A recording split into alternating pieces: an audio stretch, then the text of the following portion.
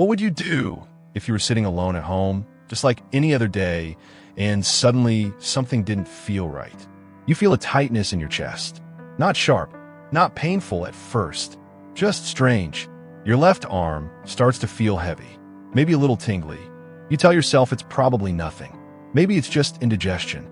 You try to shake it off, but then it gets worse. Your breathing becomes shallow. The pressure grows, and a thought creeps in, a thought you've never wanted to face. Could this be a heart attack? And then it hits you. You're alone. No one's coming through that door. No one's going to find you in 5 minutes. There's no time to hesitate. No room for guessing. This is real, and it's happening right now. If you're over 60, this isn't just some dramatic story. This could be your story, or your spouse's, your best friends. And when it comes, it doesn't wait for the perfect time or for help to arrive. But here's the thing. You're not powerless. You're not helpless. And you're certainly not alone. Heart attacks are the #1 cause of death in seniors. And more than half of them happen when there's no one else around. But the difference between life and death in those first few minutes, it isn't luck. It's knowledge. It's preparation. It's knowing what to do when every second counts. In this video, I'm going to walk you through 8 life-saving tips, simple, powerful actions you can take even if you're completely alone. That can mean the difference between surviving and not making it. Some of these might surprise you. Others might challenge what you thought you knew. But every single one could save your life or someone you love. So stay with me. Watch until the end. And let's talk about what really matters. Because this isn't just about surviving a heart attack. It's about living the rest of your life with confidence, with dignity, and with peace of mind. And if you're someone who believes that knowledge is power, especially when it comes to your health, then do this. Comment, "I'm here to stay safe." And hit that subscribe button so you never miss a vital tip from elderly care. You ready? Let's get into it. Let me tell you about John.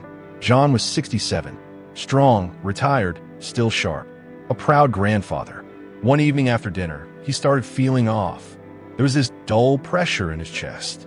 Not sharp, not stabbing, just a weird tightness. He figured it was something he ate. Maybe gas, maybe heartburn. He didn't want to make a fuss. So he went to bed. By morning, he was in the emergency room. He'd had a heart attack, and the doctors told him it had started the night before. See, that's the thing. Heart attacks in people over 60 don't always look like the ones you see on TV. It's not always a dramatic clutch of the chest. It might be a wave of nausea that just doesn't make sense. It might be feeling suddenly weak, dizzy, or unusually tired for no reason. Sometimes it's a pressure in your back, in your jaw, or even in your shoulder. Your body's trying to tell you something quietly. And the older we get, the quieter those warnings can become. Because as we age, our nerves change. Our pain signals shift. The damage is still happening, but it's easier to miss. That's why so many seniors mistake early signs of a heart attack for something minor. They say, it's just indigestion. It's probably the heat. Or the most dangerous one of all, I'll wait and see. Waiting is a gamble. Because when it comes to your heart, time lost is life lost. So what do? Start learning your own body like a map. Notice when something feels different. Not dramatic, just different. Keep a simple journal if you need to. Write it down. Bring it to your doctor. Say, I don't know what this is, but it's not normal for me. There's no shame in checking. No weakness in speaking up. In fact, that's the strongest thing you can do. Because the truth is, you're the only one who can notice these signs early enough to act. No one else is living in your body. Only you know what it feels like when something's not quite right. So listen to it. Trust it. But recognizing the signs, that's only step 1. What you do next, that could save your life. Now, if you feel those warning signs, if something in your body is screaming that this isn't normal, you cannot wait. Call emergency services immediately. Let me tell you about Marge. She was 72, living alone in a quiet neighborhood. One morning, while making tea, she felt dizzy. Her chest tightened. She dropped the kettle. She collapsed before she could even reach the phone. But her smartwatch detected the fall and called 911 automatically. Paramedics arrived in minutes.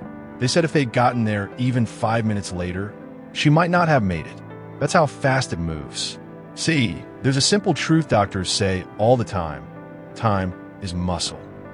Every minute that passes during a heart attack Your heart is starving of oxygen, and the longer it goes untreated, the more of your heart muscle dies.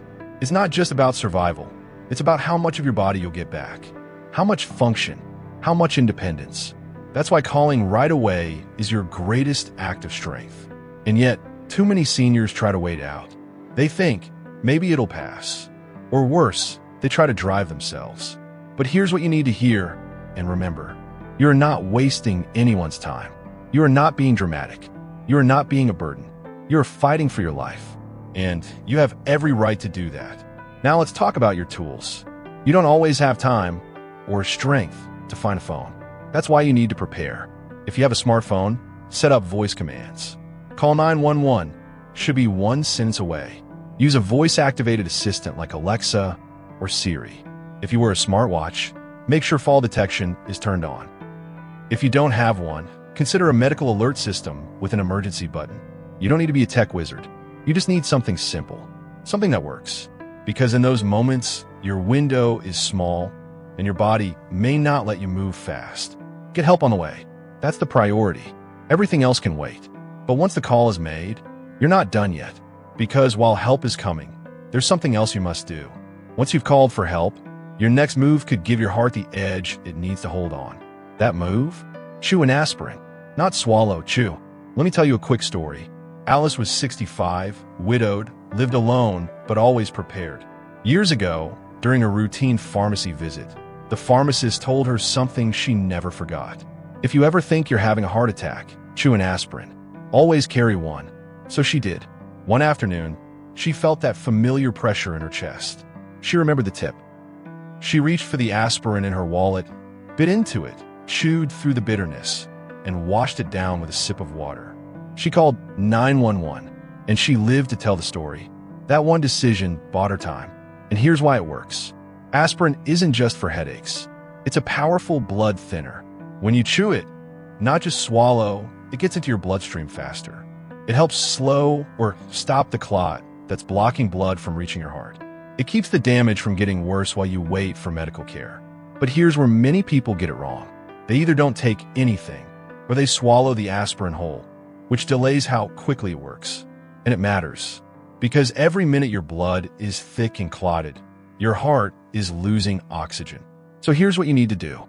Keep a 325 milligrams non-coated aspirin somewhere easy to reach. In your wallet, on your nightstand, by the door, in the glove box of your car. Somewhere you won't forget, and somewhere you can get to quickly. Write a note beside it if you have to. Chew if heart attack. Because in that moment, when your hands are shaking, when your breath is shallow, you won't be thinking clearly. You need to have the answer ready. In your routine. Second nature. Chew it. Let work. Let buy you time. Because now that the medication's in motion, let's focus on what your body needs to do next. Now, this next step might sound simple, but in the middle of a heart attack, when panic creeps in and your instincts are screaming at you to do something, anything, this step is everything. You need to lie down, and you need to stay calm. Let me tell you about Frank. He was 70, lived alone, no major health issues. One afternoon, he felt dizzy, lightheaded, his chest tightened. He remembered a video he'd seen, just like this one. He called for help, chewed the aspirin, then he lay flat on his back in the living room, closed his eyes, focused on his breath. Slow, in through the nose, out through the mouth, again and again. Paramedics later told him that calm, steady breathing likely helped him survive. It reduced the strain on his heart while help was on the way. Because here's the science behind it. When you lie down and keep your body still, it conserves energy. Your heart doesn't have to work as hard to pump blood. And when you breathe slowly, deeply, your body gets more oxygen without putting extra pressure on the heart. But here's the mistake a lot of people make. They get scared. They pace the floor. They try to walk it off. They think, if I move, maybe I'll feel better. But that movement, especially in those early moments, can make things worse. Your heart is already struggling. Don't give it a hill to climb. So here's what to do. Find the nearest place you can lie down. If you can't get to a couch or bed, the floor is fine. Lie flat if you can, or prop yourself up slightly if lying down makes it harder to breathe. Then focus on the only thing you can control, your breath. In, out, Slow, calm. Think of each breath as a lifeline. Each one keeps your body steady. Each one tells your heart, I'm here, I am helping. Because in those few minutes, while the sirens are still far off in the distance, you are your own first responder. And now that you've taken care of your body, what about the things around you that could make all the difference? Now picture this. You've called for help. You've chewed your aspirin. You're lying down, breathing slow, steady. But outside, the ambulance pulls up, and the front door is locked. No one can get in. Let me tell you about Helen. She was 74, lived in a quiet apartment building, always kept her door bolted tight, just like anyone would. One morning, she had all the classic signs. She followed every step right, called 911, took her aspirin, lay down. But she forgot to unlock the door, and when paramedics arrived, they had to break in. They lost time, precious time. And with heart attacks, even a single minute matters. The paramedics did everything they could, but those few minutes made all the difference. It's a hard story, but one worth telling, because it reminds us that every second counts. Here's the truth. Once you've called for help, you need to make sure they can reach you. Heart attack survival is a race against the clock. Every 30 seconds without treatment puts more of your heart at risk. And a locked door, even a simple chain lock, can steal the minutes that your heart doesn't have to give. And the tricky part? In the panic, it's easy to forget. You're in pain, your body's in shock. The last thing on your mind is the front door. That's why this has to be part of your mental checklist. Something you train yourself to do first. So here's what you do. Before you lie down, unlock your door. Front door, back door, whatever medics will reach first. If you live in a gated community or apartment building, keep clear instructions posted. Better yet, consider getting a secure key lockbox. You can give the code to local paramedics ahead of time. They'll know how to use it. It's a small step, but it can mean the world when the clock is ticking. Because in an emergency, the difference between life and death might not be inside your chest. It might be on the other side of that locked door. And now that we've covered the steps to take in a moment, let's talk about the kind of preparation that starts long before anything ever goes wrong. There's a moment after the danger has passed when you realize you didn't make it through alone, even if no one was in the room with you. Someone else helped you get here. Maybe it was a voice on the phone. Maybe it was a knock at the door. Maybe it was a plan you put in place long before this day ever came. Let me tell you about Robert. He's 68, widowed, lives with his dog. Kvietman doesn't like to bother people. But after a checkup last year, his doctor told him something that stuck. If you ever have chest pain, don't be a hero. Have a plan and share it. So Robert did something simple. He wrote down what to do if he had a heart attack, who to call, where the spare key was, what meds he was on. He even practiced texting his son a single word, chest. That was their code. Months later, that text came through. Just one word. His son dropped everything, called 911, gave the medics the code to the door, and raced over. By the time Robert was in the ambulance, his emergency file was already open on his son's phone. That plan? It worked. Here's the truth. Seniors who have a clear, shared response plan are far more likely to survive a heart attack. Not just because they act faster, but because someone else knows how to act with them. But too many people think, this is my health. I don't want to worry anyone. Or, I don't want to seem weak. Let me be clear. Sharing your plan doesn't make you weak. It makes you wise. It makes you strong. It makes you someone who takes their life seriously enough to protect it. So here's what I want you to do. Write it down. Your emergency contacts, your medications, what symptoms to look for, where your aspirin is, how to unlock the door. Make a small, clear plan. Stick it on the fridge. Keep a copy in your wallet. Then share it with your kids, your neighbor, a trusted friend. Don't just talk about it once. Practice it. Test it. Make sure they know exactly what to do when you say, I think something's wrong. Because in the moment, when your heart is crying for help, it's the people who already know what to do that can bring you back. And if you're thinking, I don't want to rely on others, you don't have to. Technology can also lend a helping hand. Sometimes your body whispers before it screams. And sometimes the only reason you hear that whisper is because something on your wrist was listening for you. Let me tell you about Beverly. She was 73, retired school teacher, never thought of herself as techie.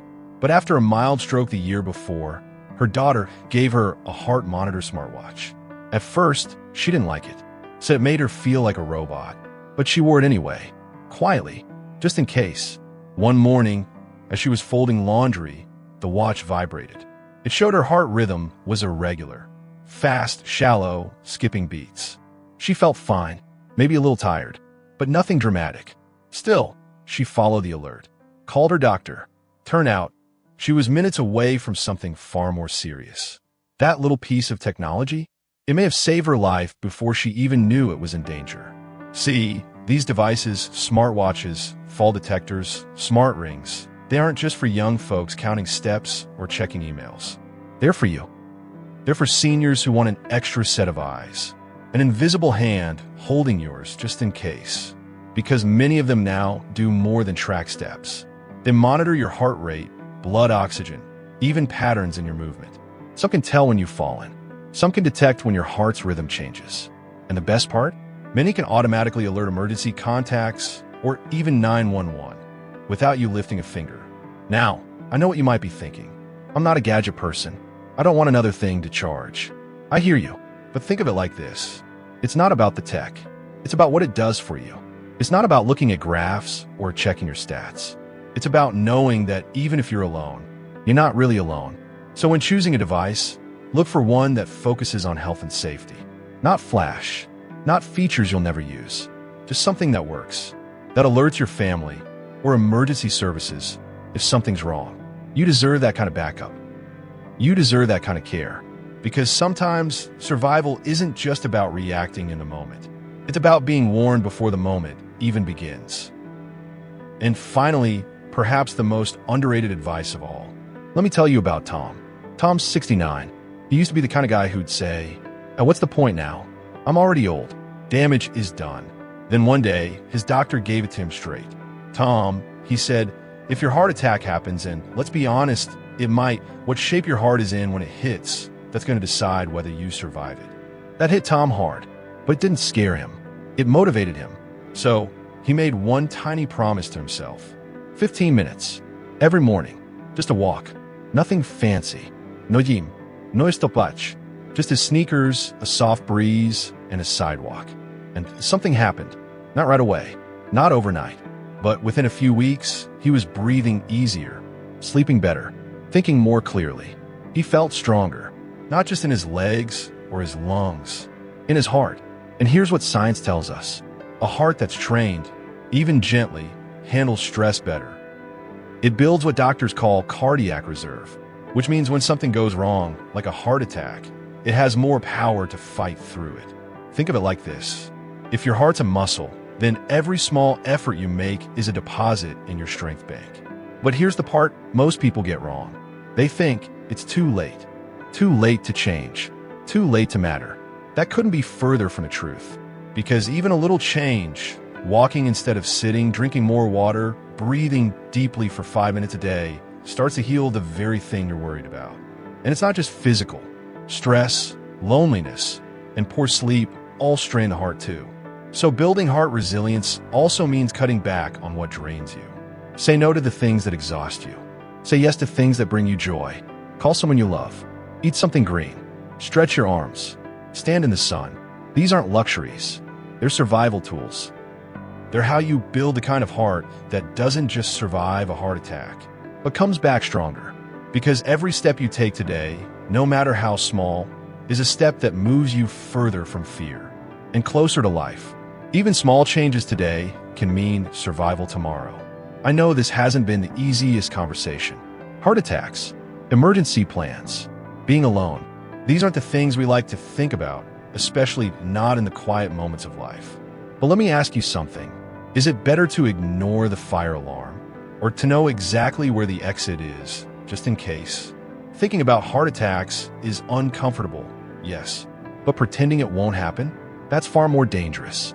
Because what we're really talking about here isn't just survival. It's ownership. It's saying, if this happens to me, I will be ready.